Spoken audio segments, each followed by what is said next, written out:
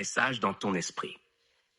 Ce que tu viens d'écrire, ce n'est pas seulement un discours, c'est une déclaration de guerre contre la version faible de toi-même. Mais écoute ceci attentivement. Le monde n'est pas divisé entre prédateurs violents et proies faibles.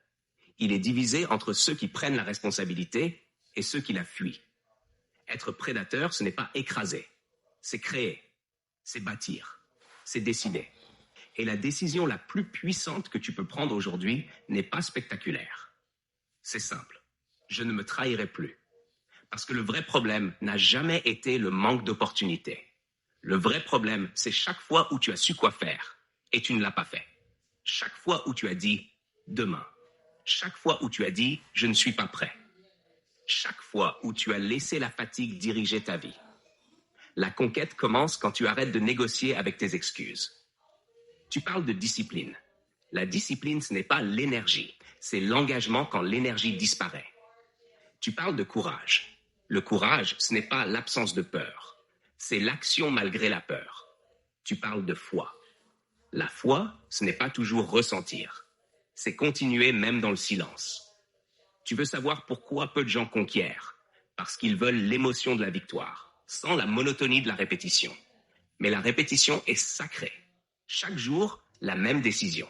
Chaque jour, le même effort. Chaque jour, la même fidélité à ta vision. C'est ça qui construit une vie solide. Tu as parlé de territoire. Très bien, alors écoute-moi. Le premier territoire à conquérir n'est pas l'argent. C'est pas le succès. Ce n'est même pas l'influence. C'est ton esprit.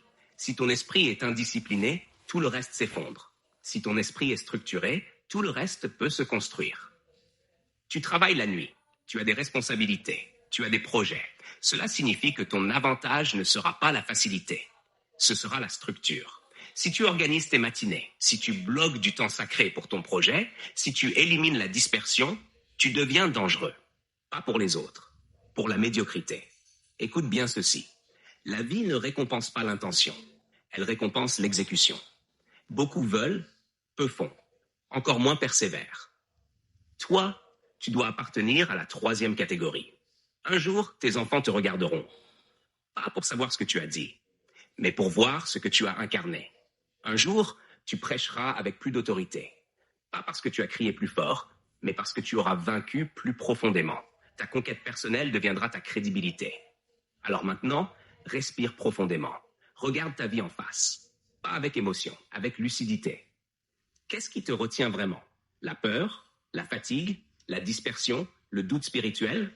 Très bien, choisis-en un et attaque-le avec constance pendant 30 jours. Pas 3 jours, pas une semaine. 30 jours. La conquête n'est pas spectaculaire, elle est cumulative. Et je vais te dire quelque chose d'important. Tu n'as pas besoin d'être parfait pour conquérir. Tu as besoin d'être cohérent.